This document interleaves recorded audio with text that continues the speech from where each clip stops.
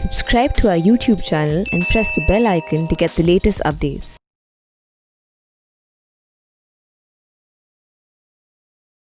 Well, let me welcome all of you to this ICS conversation on the India-China relations at an inflection point, which is being hosted by the Institute of Chinese Studies. We have the print as a media partner. We are live streaming this event on our YouTube channel. I would like to extend a especially warm welcome to our distinguished panelists, Ambassador Gautam Bambawale, former Ambassador of India to China, respected China expert, and currently distinguished professor with Symbiosis International University in Pune.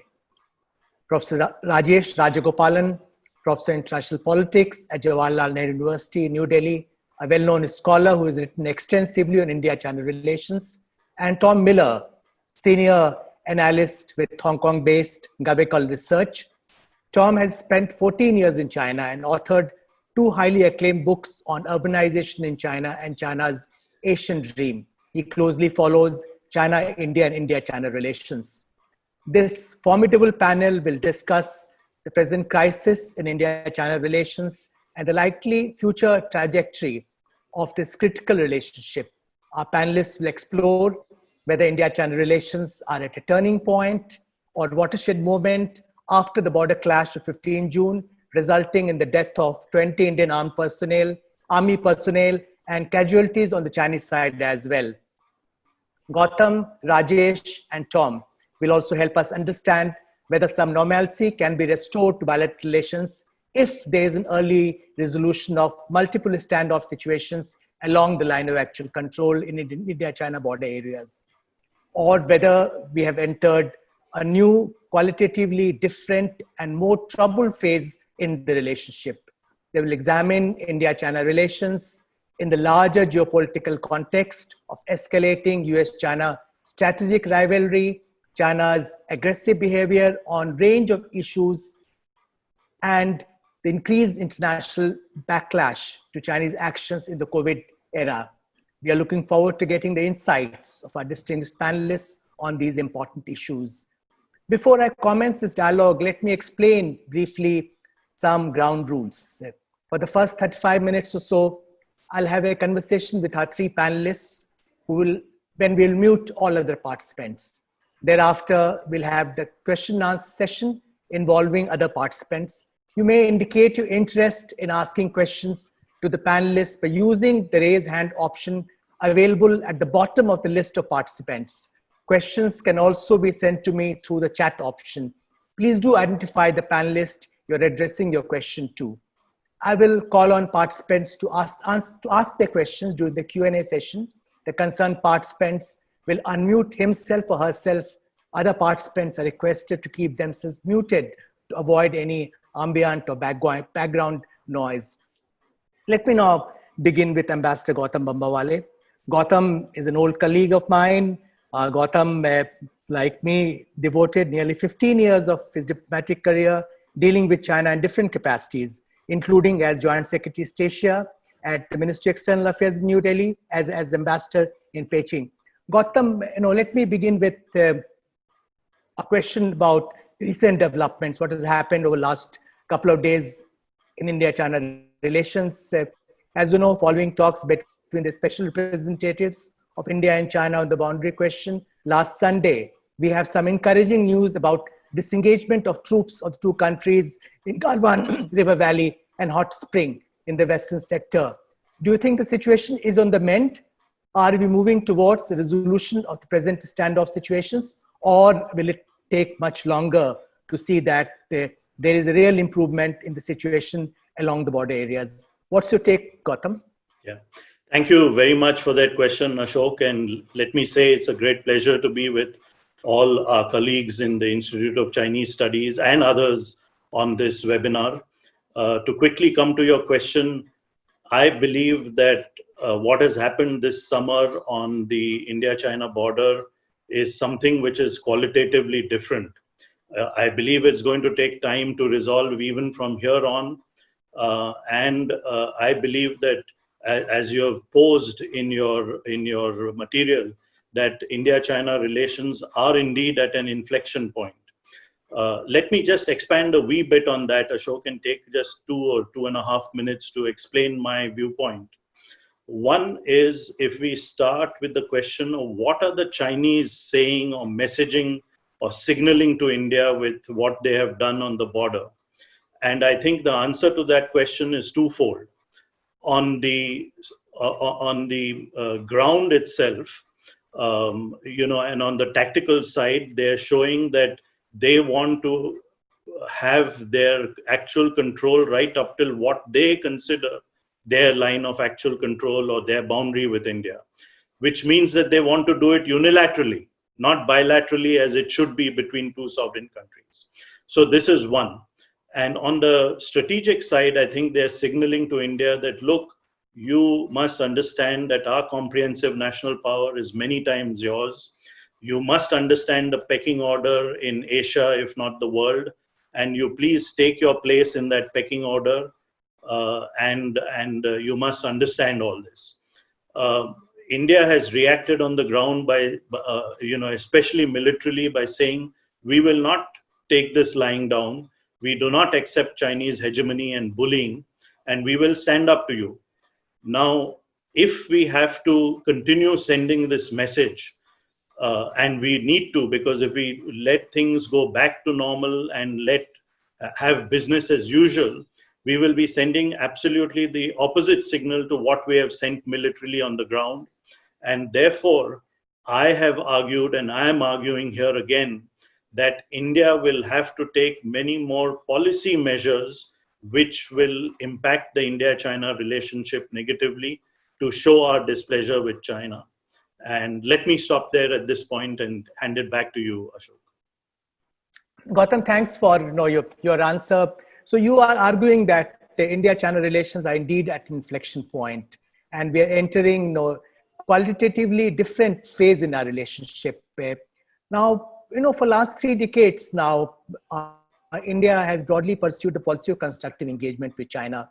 We have compartmentalized differences and irritants while we have pursued, expansion of relations in different areas. You have been closely involved with this policy in different capacities, as I mentioned earlier.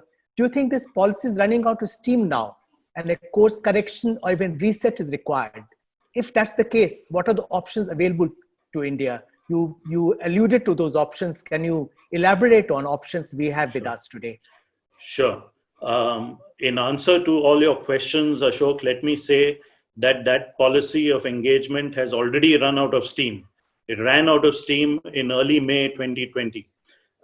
And as a result, India needs to undertake a fundamental reassessment of its China policy. And we need to recalibrate our China policy. I have, of course, asked for a wider discussion on this question, but I think we will need to do something very soon.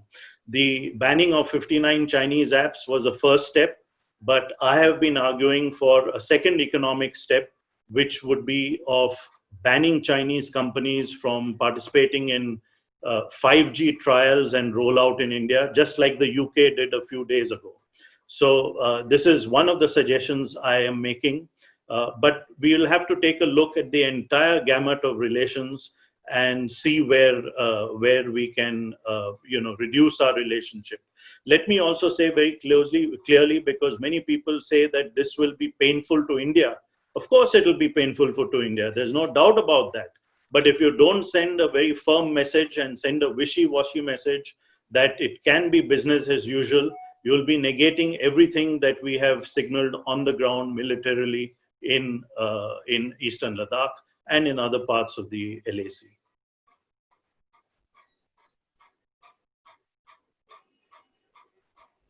Gautam, I think I missed the last part of your comment. Can you just repeat the last line? Yeah, sure. Yeah. I'm sorry about that. Maybe connectivity is a little, on the blink right now.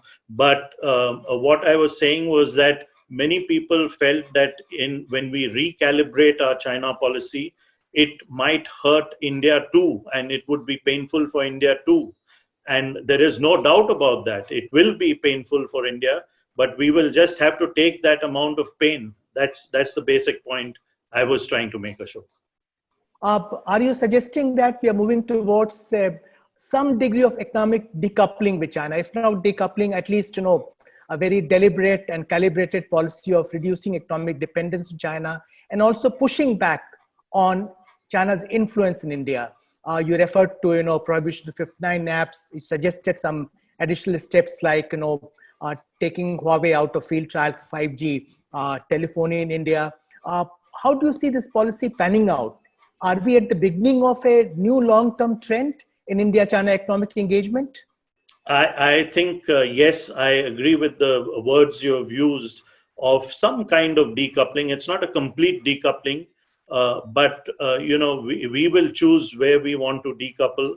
There could, of course, be pushback from the Chinese side, and we should expect that completely. There would be some retaliation, there would be some reactions. So I think India-China relations are going to get worse and are going to deteriorate before they can get better. If I could, request you to elaborate further on what kind of, reset or course correction we can undertake in our relations with China. There is a bilateral dimension to it, and there is also, a policy of dealing with China in the larger geopolitical setting. Do you think, day before yesterday, we had a lecture by Dr. Elizabeth Economy, who argued that USA has moved towards the policy of counter and contain China. Do you think in case of India also, from engagement, we move to policy of countering China? Do you think that's on the anvil?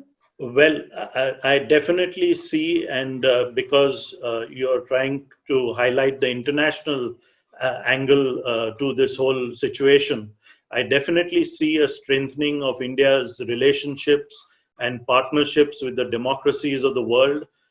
Not just the United States, which definitely is one of the partners with which we will strengthen our relations, but also with Japan, with Australia, with South Korea, and possibly even with Indonesia and others like Western Europe. So I definitely see that happening. And I can see a little bit of decoupling between India and China, not just in the economic field, but in other areas also. And elsewhere, you've argued that we need to revisit our policy on issues like Hong Kong and Taiwan or South China Sea. What's your take on that? Absolutely. I continue to hold that, there are sensitive spots in China itself, like Xinjiang, Hong Kong, Tibet, and India must try to leverage to the extent possible these sensitive and blind spots where China is concerned. What exactly we do is something which will require a larger discussion like that today, or even larger in all of India. But I definitely am a votary for using these leverages against China. In short, Gautam, what you are suggesting involves a fairly fundamental recalibration or even reset in India's China policy, isn't it? Absolutely, Ashok. I think the death of scores of Indian and Chinese soldiers after a gap of 45 years, where and in those 45 years, that we have put in a whole architecture for maintaining peace on the borders. And this architecture, unfortunately, has broken down. And the old consensus, or the template, the paradigm in which India-China relations were existing so far since December of 1988, was that if peace is maintained on the border, then the rest of the relationship will move forward. If peace is not maintained on the border, the rest of the relationship will be impacted negatively and adversely. Thank you, Gautam. We'll get back to you. But let me now turn to Professor Rajesh Rajagopalan. Rajesh, there has been much debate in India on what's driving or motivating the recent Chinese behavior along the India-China LAC. Why China has crossed the LAC and activated the borders along multiple locations in a rather aggressive manner. As Gautam pointed out, this is not something, in keeping with past trends. We are in a different situation today. As a scholar who has closely followed military matters. What's your assessment? Why China is behaving the way it is? Well, Ambassador Kanta, thank you for inviting me. And thank you for asking me the easiest question on the panel. Because understanding why China is doing what it is doing is somewhat difficult, but I thought I'll reserve that question for a scholar. No. But the point is that, as Ambassador Bambawale mentioned, the second point that he mentioned about China's general attitude, I think is important.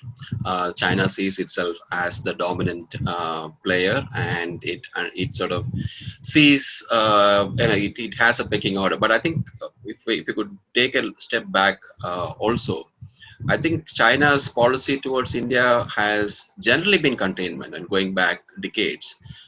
It has generally seen India as primarily a South Asian power, and it has generally sought to keep India within South Asia. That is why historically some of the things that China has done vis-a-vis India and Pakistan cannot be explained by anything other than the fact that China has wanted India to be contained within South Asia.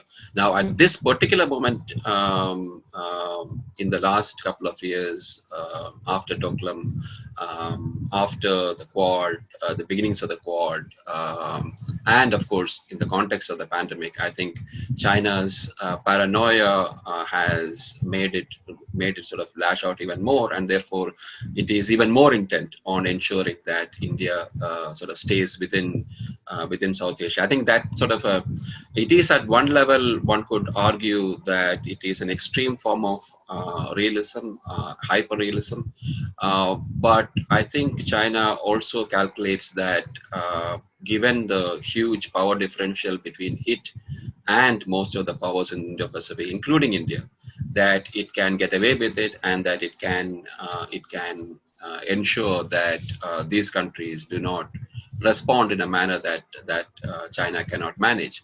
But I think it's also that to a large extent, China seems to think that deterrence requires that it not back down, that deterrence requires that others are constantly afraid of China. And if you look at much of the South China Seas, the way China has behaved, the South China Seas, also it has used small excuses of Vietnam building on a rock, putting up a hut on a rock or something like that, and then expanded that as a rationale for building massive, very large bases and militarizing those bases and so on and so forth.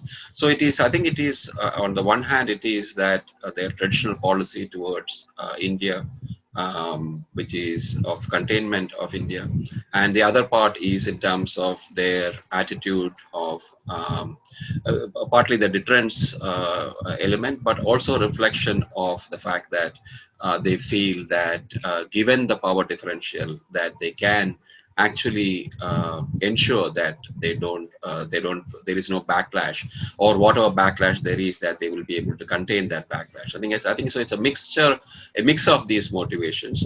But I do think that maybe what happened in Doklam, I'm not a China expert, unlike most of you here, but I think what happened in Doklam did have an impact in terms of the domestic politics, and I think that has had that experience has also been partly responsible for the way China has behaved. Thanks, Rajesh. You mentioned that China has been trying to contain India. You have been arguing for quite some time now that India should lead a containment strategy vis-a-vis China. You have also suggested that China's rise poses a strategic challenge to India, and the best way for India to respond is to pursue a closer strategic alignment with USA. Do you see these ideas of yours, which you have been articulating for quite some time now, will be gaining greater traction under current changed circumstances? As you know, there are still reservations about moving away from the policy of strategic autonomy and doubts about the reliability of the USA as a strategic partner. How do you look at the future trends in this area in terms of our, making common cause with other countries with shared concerns vis-a-vis China? Yeah, I think, I have argued that India should balance against China for the simple reason that China is the most powerful actor that is India's neighbor. It is proximate to India. We have a border, obviously, which is always in trouble. And it's the huge power differential that has taken place over the last 2 or 3 decades means that it's a country that we need to worry about. So common sense would suggest that you have to balance against a power of that magnitude on your borders. I do not, I mean, and we do not have the internal capacity to be able to balance China on our own. Our traditional approach has been to sort of use our own resources to balance against China, and that is, that works to some extent, but that is difficult. That strategy is difficult to employ when the power differential grows as much as it has between India and China, and so that strategy is no longer viable.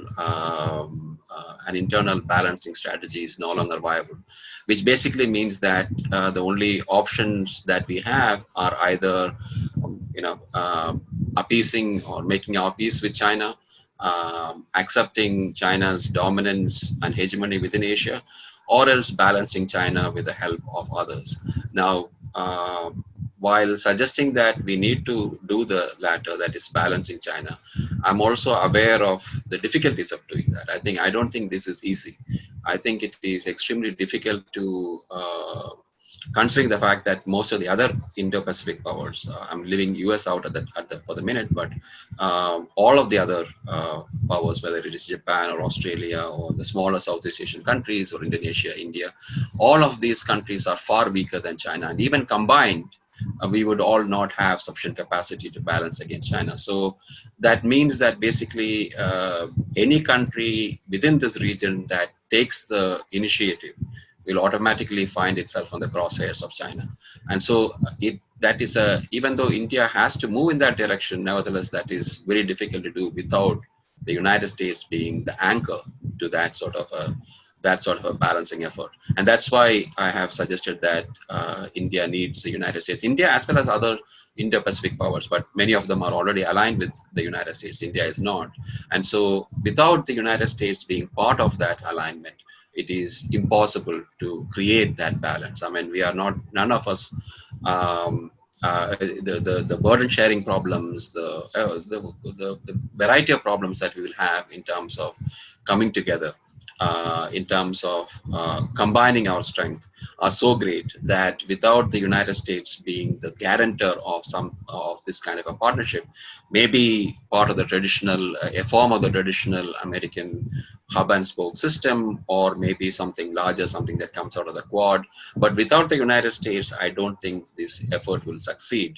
And so the United States in that respect becomes vital to creating that balance, I think, and that's why I emphasize the United States. But like I said, even with the United States, and of course the United States itself has its own problems today, but even with the United States, this is not going to be easy. This is not going to be an easy task. There's a natural temptation in any of these efforts to pass the burden on to the most powerful state, or the state that is most willing to do it, in this case the United States. And so if that sort of free riding tendency takes place, then again this it becomes difficult to create that sort of a balance, because I'm not sure the United States any longer is willing to permit others to free ride,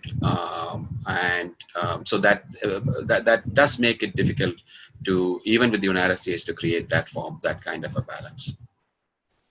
Rajesh, can you elaborate a little bit on what you are proposing will mean in practical terms? For instance, Quad. Yeah. What will be dimensions of a more robust, less inhibited Quad, or Indo-Pacific strategy? Can you illustrate your approach? Yeah, I think absolutely. I think there are several elements in terms of the Quad, and in terms of a broader partnership or an alliance. I use alliance in a very loose sense. I mean, alignments are, it doesn't necessarily require a written agreement. I mean, we can think about the fact that the United States and China had a an alignment against the Soviet Union in the latter half of the Cold War without formal military alliance. And similarly, Pakistan and China had a very strong alliance without actually a written without a written treaty. So, and I'm talking about alignment, which is kind of a more loose rather than NATO or something of that nature, which might be difficult for domestic political reasons.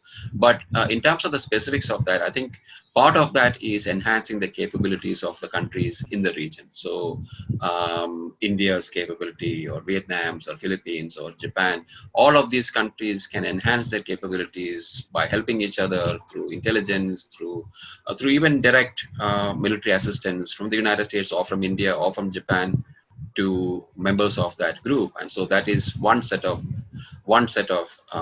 things that can be done. But I think even more important than the military aspects of the Quad or the military aspects of that kind of balancing is a broader international political balance, which is in terms of what China wants in multilateral organizations, for example, or what China is trying to do with the Belt and Road, for example.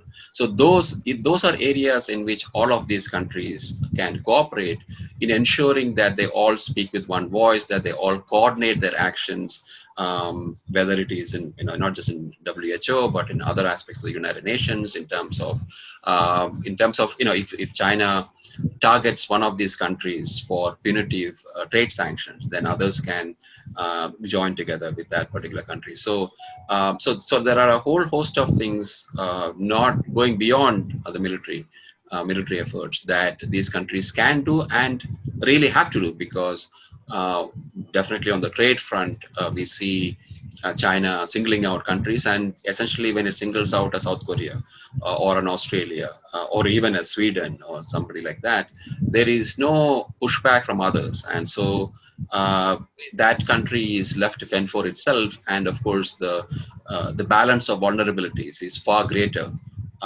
for these smaller countries, even for the larger countries, even for Japan or Australia or India. Our vulnerability trade-wise is far greater vis-a-vis China individually, but collectively, I think it might be possible to at least reduce that vulnerability vis-a-vis China. And so it's somewhat similar to what Ambassador Bambawale just mentioned about decoupling, but more, let's say, strengthening our coupling with some of the other partners in the region, but even further away in Europe, who are also facing the same sort of threat, same sort of pressure from China. So those are, 2 or 3, 4 different issues, but, you could also talk about intelligence cooperation in terms of the seas, in terms of what China is doing, Five Eyes, expanding the Five Eyes program. All of those, I think, help in terms of managing China's external proclivities, external activities. But Rajesh, one reality we are facing today is that there is a lot of anxiety about China's aggressive behavior, its so-called wolf warrior diplomacy, but all this is not translating into any effective response which can persuade China to change its course, say on Hong Kong or Taiwan or South China Sea, or even India-China borders. Do you anticipate, this situation can change if there is, greater coming together and working together of like-minded countries that you're referring to, acting in concert to deter China? Do you think that's going to happen? I think it is difficult both to create that sort of a group, a partnership or an alignment in the region to deal with China. And I think it is quite possible that China might not respond appropriately, or China might, Chinese behavior so far in the starting from the pandemic onwards has been extremely, we have to recognize that China's behavior is not what any other country would do. For example, other countries have been under pressure at different points of time. They haven't done what China has done. We were in 1998 when we were under sanctions after the nuclear test. Our response was to find a way to resolve our differences with the United States, starting the talks between Jaswant Singh and Stop Talbot. That is what most countries would normally do. That is, if you are under pressure, you would try and talk your way out of that. China's response is, of course, to lash out in a manner that is in some ways self-defeating. But that is not something that we can help. I mean, China's behavior is China's business, and we can't really do much vis-a-vis what in terms of determining China's behavior. Normal states would behave in a different way. China, for whatever reason, either because it thinks it is strong enough to be able to weather these storms, or because because it feels that this is how to establish the trends and scare everybody else, and so that they would all be quiescent towards China. I'm not sure entirely what the reason is, but this is how China is behaving.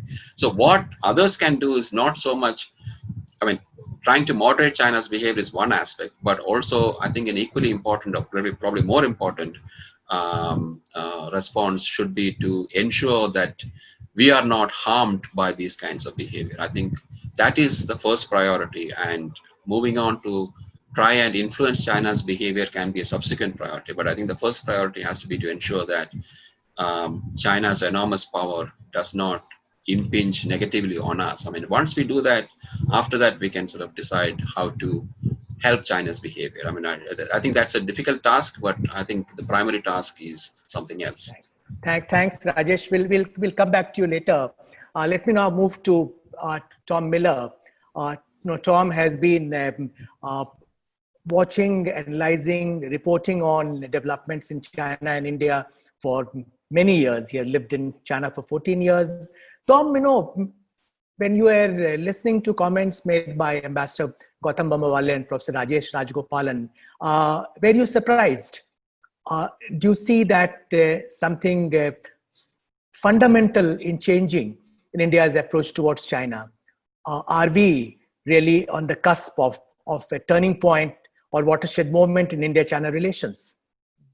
Well, let me first say thank you for having me, and thank you to the Institute of Chinese Studies, particularly because it's a very, the other panelists are very, very distinguished, and I'm far less distinguished, so I will do my best. I think what I want to try to do is to put this in sort of a broader context, a sort of international context, and the Chinese context. So, I mean, it seems to me that yes, the China-India relations do seem to be at an inflection point. Exactly how that pans out, I think it's still difficult to say, and I think it will depend partly on what happens on the LAC. But I think it's important to see what's going on, not as something as a part of a broader sort of international pushback. Now, at the moment, I think what's happening with India and China is another example of that. But India is not really yet part of a coordinated pushback, which is only just beginning to emerge anyway. And I think we need to look at where this has come from. And I think there was a fundamental shift in how the world viewed China, I think starting in about 2017. And I think it really began with Xi Jinping's appearance at Davos in January of that year, where he really sort of positioned himself as a sort of alternative global leader. And then in October of that year at the 19th Party Congress, that was when Xi Jinping declared himself as the core leader with no term limits, and declared a new era for China. And I think since then we've seen the starting of a much sort of broader pushback. So obviously you had the strategic rivalry with the US has come to the fore. For the first time, the US actually labeled China a strategic competitor. And then, of course, you had the beginnings of what people now term a new Cold War. I'm not sure if that really is the right term, because the economies of China and the US are entangled very, very deeply. But certainly we've seen a trade war and a tech war. But, beyond that, we've seen the EU beginning to push back. We've seen, a much more concerted attempt there to prevent Chinese investment in strategic sectors. The EU has called China a systemic rival. We've seen Australia pushing back as well. We've seen a broader sort of international criticism of what China's doing with Uyghur persecution, debt trap diplomacy, what's happening with the militarization of the South China Sea, Huawei, all sorts of things. But of course, there's been a hardening of this pushback since the COVID crisis. Obviously China has been seen as a bad actor here by silencing whistleblowers originally, and then by trying to prevent international inquiry. We've also seen a pushback against its so-called mask diplomacy. I think it saw a strategic opportunity there, and that has sort of blown back in its face. And as a result of all of these different factors, I think we're beginning to see other countries in the world, and I don't think India is quite there yet, beginning to move together. So, for example, we saw last month the foundation of the Inter-Parliamentary Alliance on China, which has members from not just Western countries. There are some other Asian countries in there as well, trying to coordinate policies. We've also seen, of course, in the Asia region, the Quad Plus. This is very, very loose, but it does show an appetite, I think, in Asia, possibly for a slightly broader alliance, not necessarily against China, but a non-China alliance. And we've seen a push from the UK for an enlargement of the G10, maybe into a democratic 10. And I think India isn't yet a part of that, but I think there is a considerable appetite around the world, particularly in Western countries, to sort of bring India into that. So, is our India-China relations at an inflection point? Well, if I listen to the other distinguished panelists, yes, I think they are. I think the question then becomes, what does India do about that? And I think it has a choice it can make. Does it continue to seek strategic autonomy and sort of go it partly alone, or does it decide to sort of join the community of nations, which is beginning to form against China? Thanks, Tom. I'm sure there'll be a lot of questions on the issues you've raised. But let me turn to something Gautam talked about earlier. He talked about a sort of partial economic decoupling taking place between India and China. Now, this is one aspect you have monitored very closely over several years. India-China economic engagement. Do you also see that we are at the beginning of a fundamental shift in India's policy of seeking closer trade investment linkages with China? If so, how will it pan out? There are some people who argue that India will end up hurting itself rather than hurting China. What is your take on it? Well, I think this is fundamentally a political and diplomatic question for India. I don't think a full economic decoupling is really feasible, given India's reliance on Chinese imports. And I'll sort of come to that in a minute. But this, I think, is really a question for Mr. Modi and other Indian strategists. Will they pick India's national security interests over its economic interests? And the other panelists have been arguing that is what it should do. Whether they decide to do that or not, I don't know. I think if China continues its pullback from the LAC, I think at least that gives Mr. Modi an option to make a less decisive policy break than he otherwise might have to make on this. And then he has to make a decision as to can he keep Chinese investment out of infrastructure that's critical to national security, while at the same time welcoming other investment into non-strategic areas. And obviously, I think that is going to be a difficult thing. But I think to break this down a little bit, I think we can look at trade on the one hand and then investment on the other. Now, of course, India for the last decade or so, or even longer than a decade, has been trying to reform its lopsided relationship with China. But of course, India's trade deficit has only grown. It's doubled over the past decade or so. And there've been lots of talks about India exporting more, sort of particularly of IT and pharma to China, and that hasn't really panned out. At the same time, India's become much more dependent on Chinese inputs. Now, this isn't just kind of cheap consumer goods. It isn't even just sort of capital goods. I mean, I spent quite a lot of time wandering around Indian factories, and you do see expensive Italian and German machinery, but also you see an awful lot of cheaper but pretty good Chinese machinery. I think that's vital to Indian factories. But beyond that too, India is terribly reliant on inputs of intermediate goods, particularly when it comes to electronic equipment and pharma.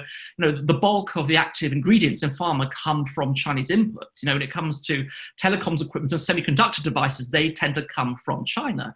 And so, India's been pushing its Make in India program. Yes, it hasn't been a success, but, for it to have any chance of succeeding, India needs these inputs, and it's going to struggle to get them, I think, from anywhere else. India can't suddenly manufacture them itself, and it may find it difficult to find them from any other source. Yes, it is importing more, for example, electronic goods from say Vietnam these days, but those are tiny compared to compared to imports from China. And also, I spent some time last year in Vietnam looking at Vietnam's capacity, to take on some of the manufacturing load from China. Vietnam has big capacity issues itself. As a country, it's much smaller in terms of its economy than, say, Guangdong, over the border. So I think that's going to be very, very difficult for India, and it'll affect India's exports as well if it does decide to blockade or cut down massively on Chinese imports. Then you have the other side of the equation, and that's investment. China recently, particularly in the last 5 years, has invested a lot in India. There are different numbers out there. Brookings reckon 26 billion, including some investments that haven't come in yet. The lowest number that I can find is 15 billion since 2005. When it comes to tech, when it comes to manufacturing and infrastructure, these are very, very important, particularly when it comes to India's startup economy, which is something that Mr. Modi has tried to push very, very hard indeed. And so, I think that if India does take a tough line here, yes, I think it will be very, very painful. And I think a full decoupling just simply isn't possible. But, fundamentally, this isn't an economic decision. It comes down to national security first. And if you decide to do this, you do it with the full knowledge that it's going to hurt. But, perhaps that is more important. And this is something I think that other countries around the world are deciding too now. If you decide to loosen ties with China, it is going to hurt economically, but maybe that's worthwhile. Thanks, Tom, for first putting what's happening in India-China relations in the larger context of the broader international pushback against China, and also for pointing out what's motivating India's current efforts to loosen economic ties with China. I'm sure we'll come back to these issues during Q&A session. Let me now open the conversation for questions to the floor. I'll begin by inviting Jyoti Malhotra, National and Strategic Affairs Editor of our media partner, The Print, to pose her questions to panelists. Over to you, Jyoti. Thank you so much, Ashok. Thank you so much for inviting me to ask these first questions. I have a couple, and if I could ask each of you, Ambassador Gautam Bambawale, good to see you. Rajesh, hi Rajesh, and Tom, I think we met last at the Jaipur Literature Festival in Jaipur a couple of years ago. So my first question is to you, Gautam, and it's about internal cohesion. You said some time ago that, a few minutes ago, that there will be pain if India implements the kind of tough policies it should, especially after 20 soldiers were killed, and that's the new line in the sand. But as Tom points out, how much of this pain can India afford? And when you have an opposition right now, which is not working in tandem with the government, how do you expect this national unity in the face of this big challenge that China poses? That's the first question. And Ashok, can I just ask one more question and then? Yeah, please go ahead. And my second, so if Gautam, you or Rajesh, if either of you would like to answer this. And Tom, I have a question for you, which is that, you know China really well. But I'm just wondering that whether China is changing inside. And, for example, the numbers of the casualties of in the Ladakh 15 June clash. We don't know how many Chinese soldiers were killed. There are reports that there were more Chinese than there were Indian.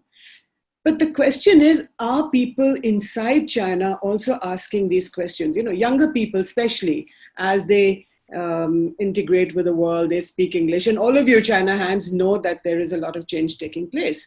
So are they asking questions of their own dear leader?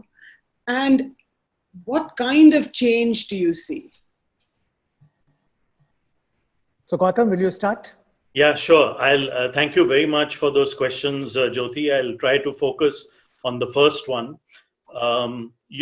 Absolutely, there is going to be, you cannot do this without pain. So if anyone thinks that it is going to be painless, I think they have they need to re-examine their own beliefs, etc. Let me also point out two other things, and these are from the practical world. One is that if we had thought of the pain which would happen, we would have never taken a decision which we did in 1998 to go overtly nuclear.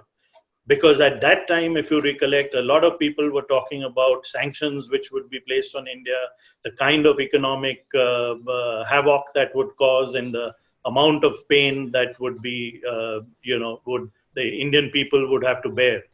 But we did go nuclear, we did go through that period of sanctions, and we have come out the better for it. So as a nation, as a society, we have to take our decisions. And as Tom very rightly said, I think he hit the nail on the head when he said that this is not an economic decision, this is a political or a strategic decision, and I believe we have to take that decision. Let me just give one more example from the practical world, Ashok, and this is, I think, something which others in our country and definitely in ICS must hear. If you look at the telecom sector, just take a look at Reliance Jio.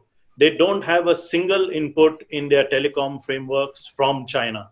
And yet they're competitive, yet they're doing well, and they're sitting very pretty today with tons of investment flowing into that particular company.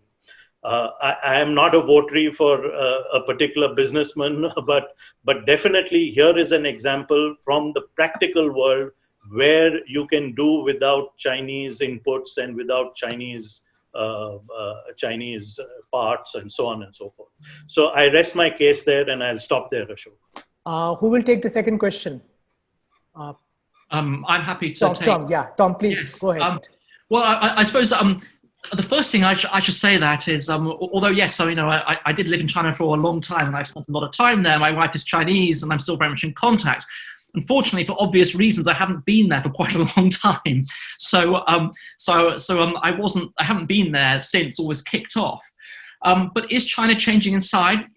Yes, it is, but I don't think it's changing in the way you might like it to. I think that China has become a much more nationalistic place since Xi Jinping took over, and that the sort of nationalist push for the China dream and rejuvenation and actually all those things I was talking about in Jaipur a couple of years ago, I think most people buy into that. At least they do in public. Now, of course, in China, there is no public space for disagreement. Of course, in private, people have different views, and I happen to have quite a lot of Chinese friends who are very liberal in their instincts, and a lot of them can't stand Xi Jinping. And so those views are out there. But my impression, at least, is that they're more prevalent, actually, among people who are a little bit older, people in their 40s and 50s, people who grew up in the 80s during the protests, and actually less prevalent among young people who may be more international and more socially liberal than perhaps their parents or grandparents, but actually, they really buy into Chinese nationalism. And, some people, I think are quite aware of what China's like. It doesn't mean that they disapprove of it. So just to give you a little kind of anecdote, I was having dinner with a relative of my wife's last year, and we were talking about sort of powerful leaders in history, often great, but, sort of evil leaders, if you like. And this person said that, well, Xi Jinping, of course, he's more fascist than Hitler, and the Chinese Communist Party are more fascist than the fascists, than the Nazis. And he said that with a laugh. He wasn't criticizing them. He was saying, well, that's just the way it is. But but they are strong and powerful. And so I think there is some awareness out there there's a lot of awareness of what the party's like, but there isn't that much criticism, and there isn't room for criticism, sadly. Thanks, Tom.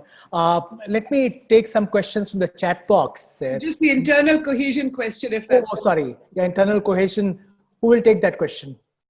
Rajesh would like to address that. Internal cohesion as a constraint in putting together a sort of clear-eyed, hard-headed China policy today. Yeah, I just wanted to also touch upon that cost question that Ambassador Bambawale answered correctly. But I think there's one other way to look at the cost issue, which is that one way or the other, you're going to pay the cost. We can pay the cost as insurance over a period of time, or you can pay it all of a sudden, as we did in '62. So we had one way to sort of look at this cost is that you spread it out whether you're building military muscle or whatever else. You do that over a period of time by building up capabilities and building in your resilience and things like that.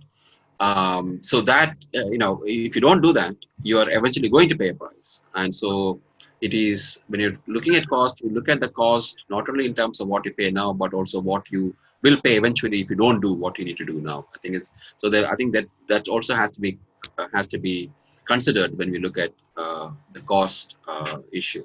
In terms of the internal cohesion part, I think right now, internal cohesion is not an issue, I would think, because the government has a majority on its own.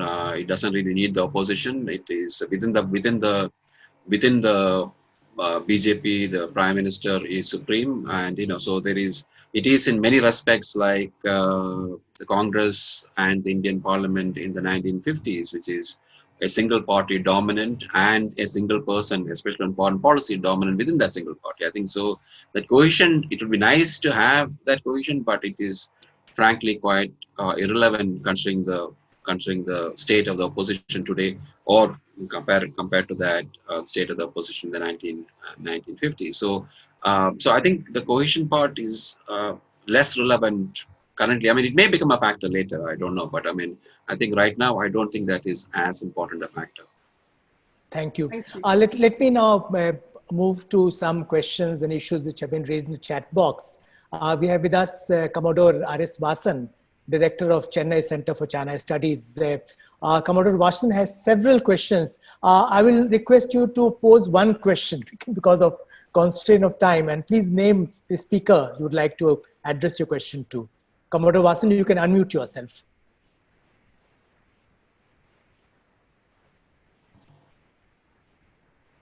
Thank you, sir. I must say, this question answer session has been a wonderful one. And thanks for all those wonderful inputs. Like you said, I have posed many questions, but let me restrict to one, which is for Mr. Tom. He's been a China hand for over 15 years. And, he seems to have doubts about perhaps India's ability to come out of this. Whereas, I totally go along with Ambassador Gautam, who is very positive about the way India is in a position to deal with this. So on the issue of decoupling, I would like to say and pose this question to Tom and say that India is in a better position today, because when you look at the scales, it's not that it is all against India. There are people who are willing to come in, and we have our own strengths there. We can play to our strengths. So could you please explain and say why you appear pessimistic to me in terms of India's ability to take on this bully called China? So Tom, go ahead.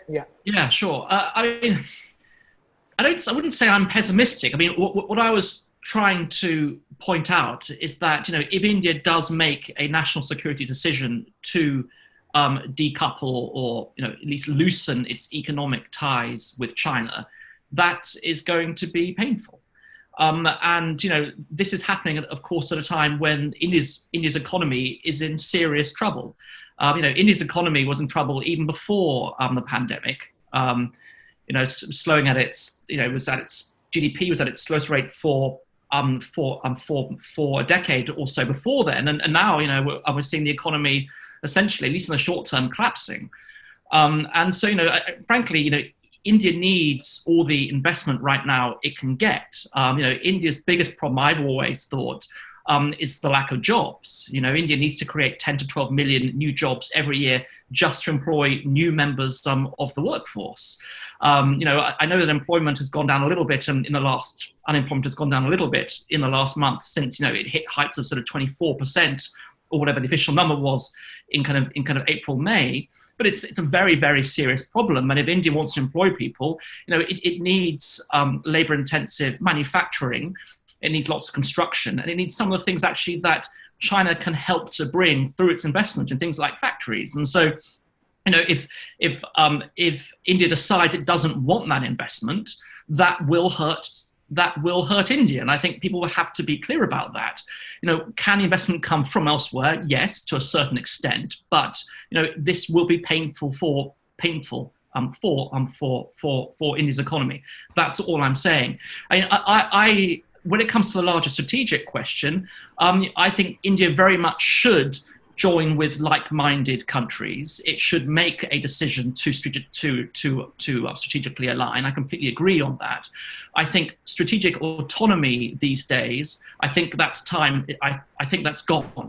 I think if India wants to balance, it has to join with other countries. And I think, if it does that, then I think it will stand in a much stronger position. So I don't think I'm pessimistic. I think I'm being realistic. Can I respond, sir? Can I respond for just 20 seconds? Sure, go ahead. I know, like you said, we're not just looking at China. I don't have to get everything from China. And even if I had to pay an extra price, I'll do so. Because there are national interests. And in the last 50 years, there is not one occasion on which China has supported us. So why should I oblige him? So if there are other options, even if it's at an extra cost, I will go for it. I think this is what even Ambassador Gautam Bambawale is trying to hint at. I don't have to depend on China. We need to change the way we do business with China. Is my strong appeal to everybody here.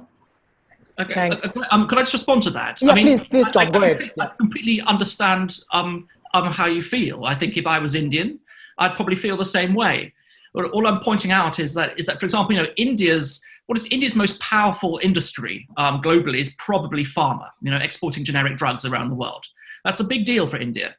But it gets the majority of its active ingredients from China, and actually, China is the only place that makes them, right? So, if you decide that you don't want to import those, then you're going to hit one of India's most important industries, and you're going to hit Indian exports.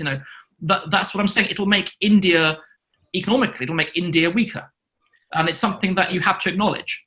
Ashok, if I could just come Gautam, in for please. Just half a minute on that whole question. Yes, please. Yeah, go ahead. I'm sorry to interrupt, but I agree with what Tom is saying, but there are investable resources available from other countries too. It's not just China which has surplus investable resources which are available.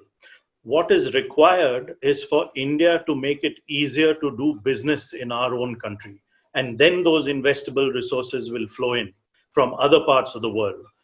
I think that this particular crisis, which is the COVID crisis, plus you can add the India-China border crisis, I hope these two crises help the government of India and Indians in general to change the economic framework within our own country so that these other investable resources from other parts of the world will flow in.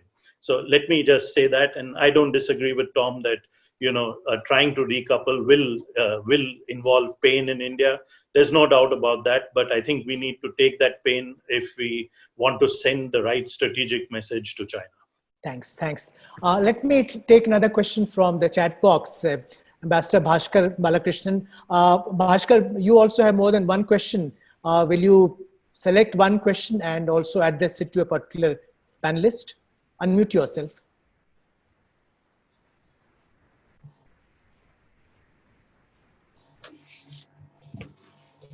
Please okay. Go ahead.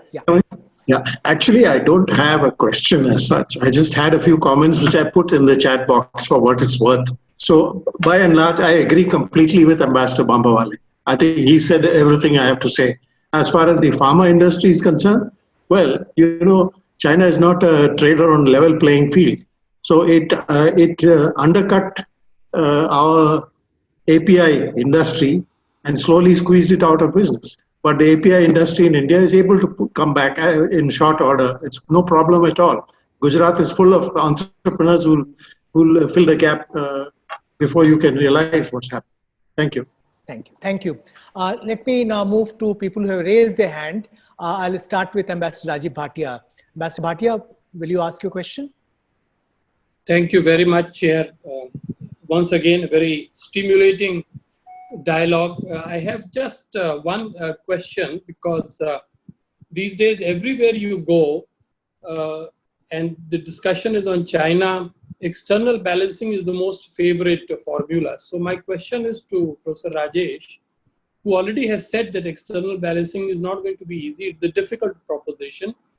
My question is, can it come through if India only wants to receive, or will India be willing to give also? By that, what I mean is that merely democratic values commonality and containment of China cannot be the lasting basis of this kind of alignment that he's referring to. So what should be the basis, and what role economic cooperation will play in that? Thank you. Thank you, sir. I think the primary basis has to be balancing China, because these are not, most alliances are essentially short-term, temporary efforts to deal with temporary problems. I mean, these are not alliances are not formed because we like other people. Alliances are formed because we fear other people, and that is the basis of all alliances and all alignments. And therefore, that is a primary basis. But in order to do that, especially with a country like China, especially given China's enormous economic capacities, its trade relations and whatnot, as others have said just before this, we need to also create, potentially, I think eventually, if situation continues the way it is, we are going to see some form of economic decoupling, which means basically there has to be some level of economic cooperation between some sort of a, it can be called a democratic economic alliance, but it's essentially going to be just an economic alliance to protect each of these countries, to protect all of us, all the various countries that are worried about China and which are vulnerable to China. From using China's enormous economic capacities to hurt them, to make them, to exploit the vulnerabilities of Japan or Australia or India or anybody else. So eventually, I think it will have to grow into some of these other elements. But it is not a values-based alignment. I mean, alignments generally are not. And so we can talk about democracy and free and open Indo-Pacific and things like that. Those are all nice, those are nice catchwords, but that's not the basis of the relationships. We will include potentially Vietnam in that. I mean, it's not exactly a democracy. So we are going to have to include partners in that, who are united only by this one element, which is fear of China. But that is the way, like I said, all alignments are. So I don't think there's any other real basis for it beyond that fear of China. Thanks, Rajesh. I'll now invite my colleague Samanvay Huda to ask the question. Samanvay? Thank you, sir. I'm afraid my net's a little scrappy, so I won't switch my camera on. My question is to all three panelists, sorry. One of the options available to counter Chinese aggression along the LAC is opening up new theaters to improve India's bargaining power, basically follow a tit-for-tat strategy. How do you think China would respond to such a proactive, aggressive, certainly unprecedented military countermeasure by India? And taking from this, since this is definitely not the last time you will have border incidents, do you think it would be possible for India to credibly attempt something like deterrence by punishment rather than just deterrence by denial? Yes. So, Gautam, it's a tricky question. Would you like to take it? Quid pro quo strategy. Yeah, I'll just say a few words and then hand over to the other speakers, the other participants, the other panelists. Look, Samanvay, that's an excellent question.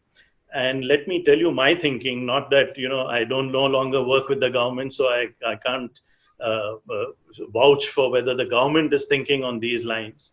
But I tend to agree with what you say that, we cannot all the time, even in the India-China border areas, all the time be reactive. The best form of defense is offense. And at some point of time, we will have to be proactive. And I think that time is coming soon.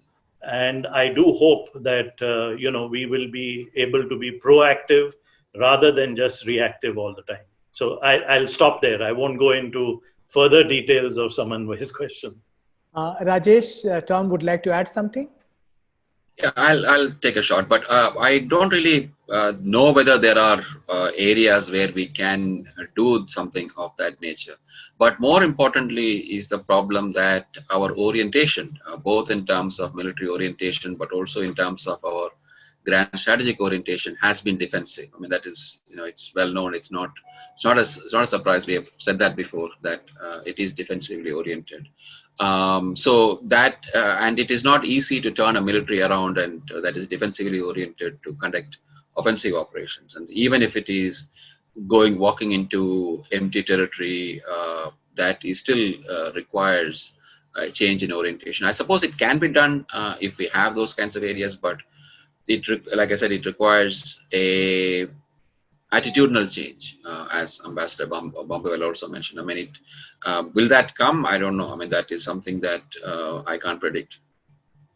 I'll try to answer this, but I'm not a military expert at all. But my gut feeling would be that it would be foolhardy and rather dangerous on India's part. I think that if you are proactive militarily, then I think China would strike back very, very hard indeed. And I think you are risking a proper hot war if that happens. China needs to show that it's strong.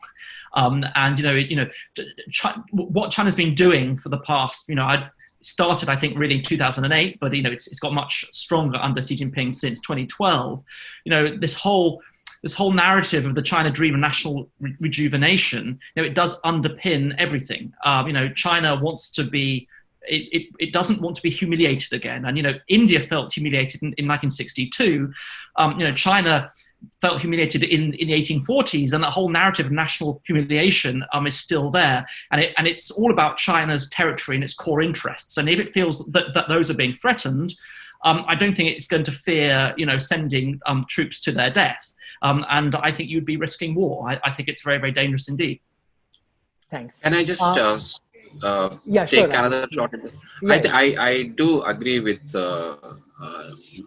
this last that it is potentially leading to war. But there is, there are dangers involved in such a strategy. But I would note two things. One is that at least as of now, along the Rajesh has a book on Indian Army, so please go ahead. Well, that was on a very different aspect of the Indian Army, but at least on the LAC, from what I understand from other experts who examine that very closely, we do have a slight advantage. I mean, as of now, this is likely to change, obviously, as China's military capabilities increase. But despite China's better infrastructure, they do have some disadvantages, and therefore, if at all we are going to do something, or we can do something, it is possibly only in the short term. I don't think in the long term that strategy is over. That will be open to us. The second aspect I would mention is that, yes, even if it does lead to war, there is a deterrence logic to go to war, even if you expect to lose, and that is, for example, the Egyptian calculation in the 73 Yom Kippur War was that, not that they expected to win, but they wanted to show China, they wanted to show Israel that the status quo was unacceptable. And so that, even if China potentially wins that war, it is not going to be an easy victory, and it is going to be a difficult victory. And as happened with Vietnam in 1979, I think the cost of that would be quite heavy, even on China, even though others will pay even though India will pay a cost also. So there is a deterrence logic to doing that, even if you do not expect to do well, even if you do not expect to win. But there is also, I think, at least a short-term window where India might be able to at least hold its own along the border because of the way because of the order battle along the border. Could I just respond to that? Because I thought that was fascinating. Okay, keep it brief, Tom. What is the likelihood of India doing this? Oh, I'm not talking about the likelihood. I'm just talking about. Reserve this topic for another discussion. Yeah. Okay, can I now invite Ambassador Vijay Nambiar to ask his question? Ambassador Nambiar. Thank you. This has been a fascinating discussion, and I generally agree with the drift of the argument that it is things are going, in a sense, the inflection point has been reached, and I agree with Gautam in general. But there are some dilemmas that this will pose. Two things. One is Prime Minister Modi, when he went even to Ladakh, his main theme was development, development, development. He mentioned that. And this kind of change, when you're putting security before that, it is going to we're going to have a very, very major cost in the immediate term, the short term on development, on our development. And that is something I think he'll have to now in a sense, transform the narrative to sacrificing development for the national purpose, for the national security. That's one thing which will happen. The second thing is, you're talking about not accepting to be a junior partner to China.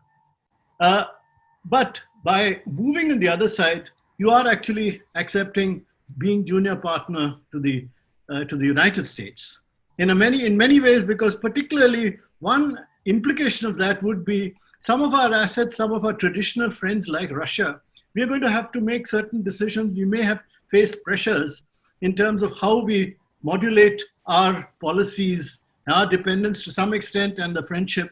It is likely to affect, if we are going to very decisively, in a sense, move in that direction of the United States, we lose our strategic autonomy in that sense also. And that is going to cost us. I was wondering whether the participants could, or some of the panelists could actually comment on these two things. Thank you. Gautam would like to. Yeah, I would like to take the little part about not being a junior partner to China, but being a junior partner to the US. Just like to, to respond to that bit of it. The way I look at it is that there is no question and there's no option of being a junior partner to China. The Chinese have already indicated what kind of the relationship they want with India by doing what they have done in the summer of 2020. There's no question of being a partner with China. Junior or senior is something which doesn't come into the question.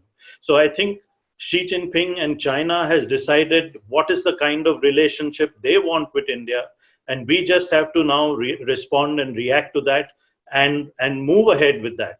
So that's my immediate reaction to Ambassador Nambiar's point on this particular thing, and I'll stop there, Ashok.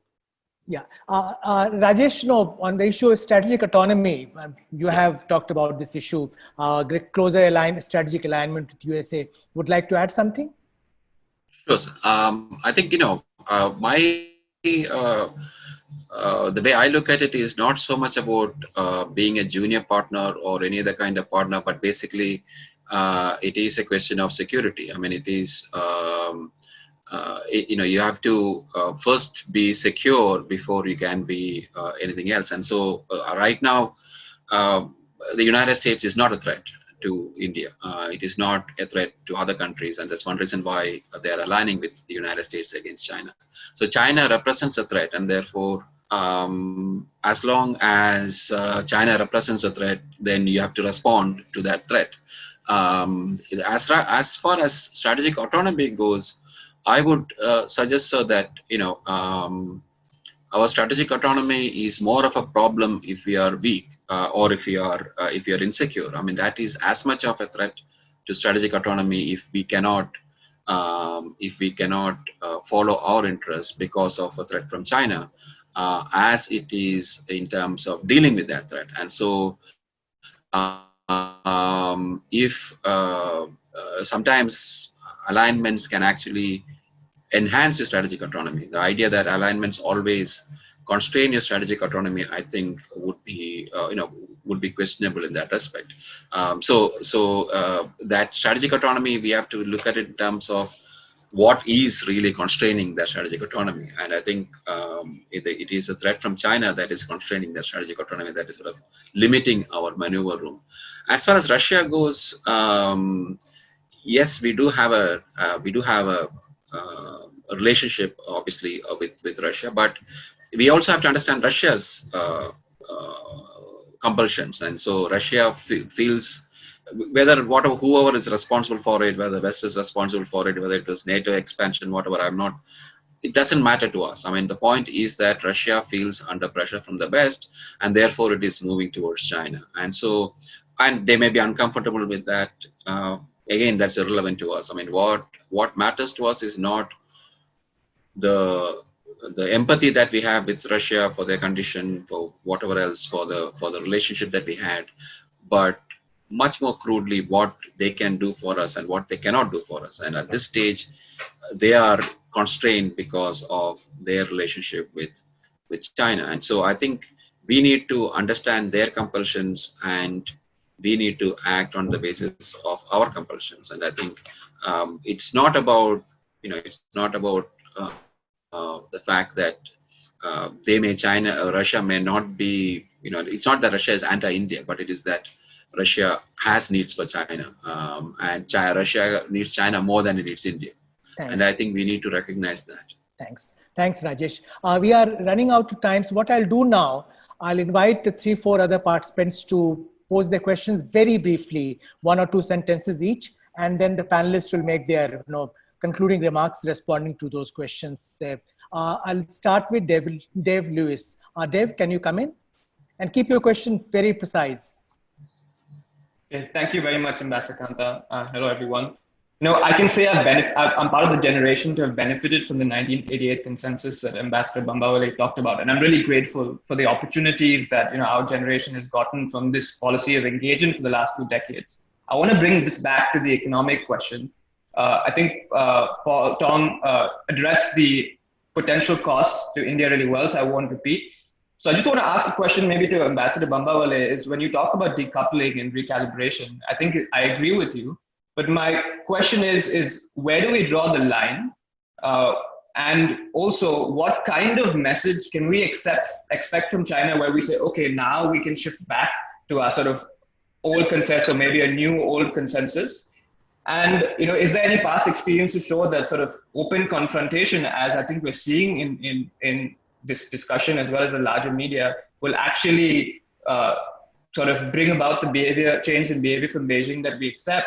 And also, I'm concerned by, even though we say this is a political decision, and I agree, we're also seeing a larger discourse around this sort of nationalist thinking about Atmanirbhar Bharat, and this idea of that actually it's not just China, we also want to be more national. And I wonder if this is going to be piggyback on this China sort of bashing to both distort our economic sort of goals. So I was wondering if you could briefly address that. Thank you very much. Ambassador Vishnu Prakash, and then Yogendra Kumar, and Admiral Muralidharan, in that order. Thank you, Chair. Am I audible? Am I audible? Yeah, go ahead. Okay. Thank you, Chair. A very brief question. Given the fact that we have very little trust left in China, and that any agreement signed with China is going to be breached, it's not a question of if, but it's a question of when. What is the meaning of the pullout? Is it that we are postponing the inevitable of having a showdown with China, buying time? Because that means somewhere where or the other, we will have to have a showdown. Ambassador Yogendra Kumar. Yogi, keep your question very brief. Thank you. I have 2 quick comments and close questions.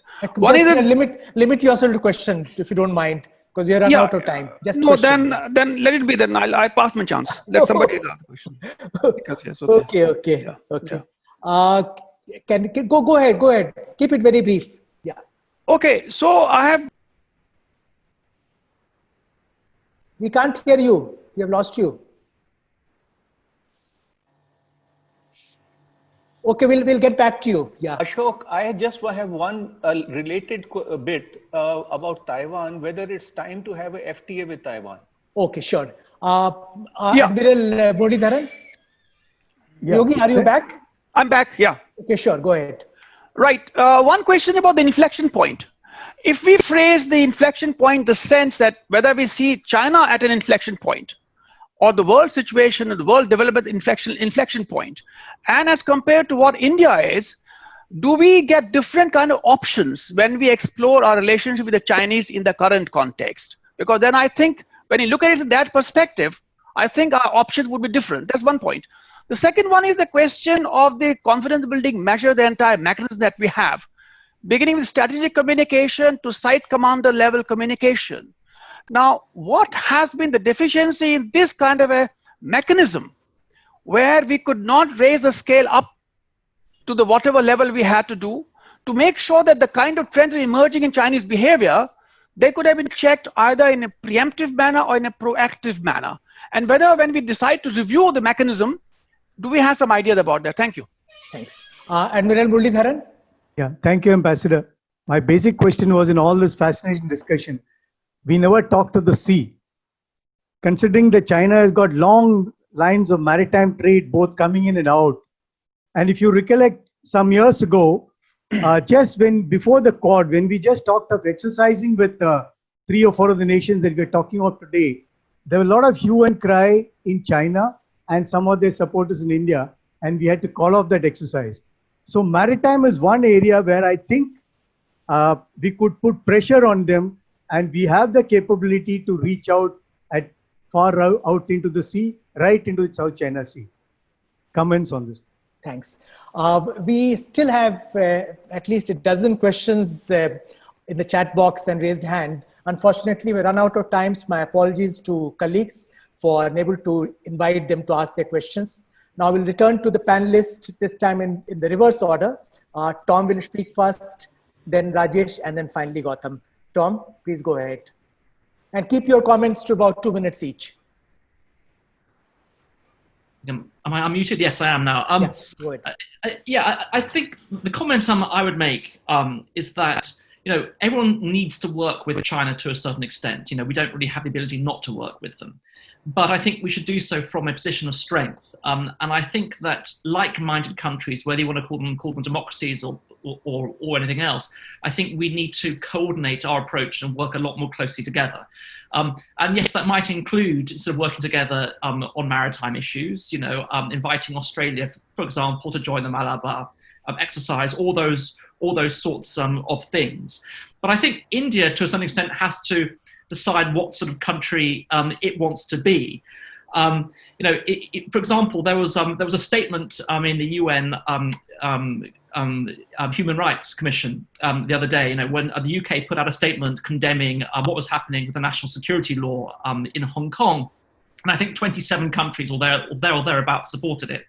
But 53 countries didn't. And those were the countries that essentially sort of China has bought, a lot of African countries among them. India, it sort of sat in the middle. And the world does appear to be bifurcating. And I think India needs to make a choice a little bit. Is it going to get closer to the more liberal countries, you may say Western countries, but it's Western plus, or not? And I would like to see India doing that. Of course, that may depend too on the direction of politics in India itself, because the Indian polity, recently has been, how do I put it? That there have been question marks as to sort of what country India wants to be under the current leadership. And I'll leave it there. Thanks. Rajesh? Yeah, I think the maritime front is definitely an important aspect, but I think it is also, it can't be one isolated element. I think that there has to be a concerted sort of look at what are the areas where we can actually put pressure, or not just putting pressure, but also where we can cooperate with potential partners in terms of dealing with China. So I think that definitely is one, considering all the choke points that China has along its coast. I think that definitely is one. But I mean, maritime domain awareness is another aspect, intelligence, all of those. But that, the problem, I think, along with many other problems, one of the problems that we have is that we haven't sort of sat down and looked at all of these various elements of Indian power. And I think we need to do that, and we need to sort of see all of these as it were the traditional way of looking at it, fingers on a hand, and sort of all of them have to act in concert. And that definitely requires, I think, one area where we are really weak is in terms of providing that political direction that all of those different elements of our power can work together. I think so. I think maritime is definitely an important aspect of that. Start by inviting Australia to Malabar, for example, and so on. So that I think that definitely is an important aspect. But I think it has to be one of the various elements, one of the many elements, I think. Gautam? Yeah, many interesting questions, and definitely I would like to discuss with Dave Lewis, but some other time, Ashok, because there's not enough time. Let me close with just 2 points. One is about 8 or 9 years ago, there were 2 broad themes which were being asked about China. One is whether the rise of China is going to be peaceful. I think the answer is very clear. It's not going to be a peaceful rise.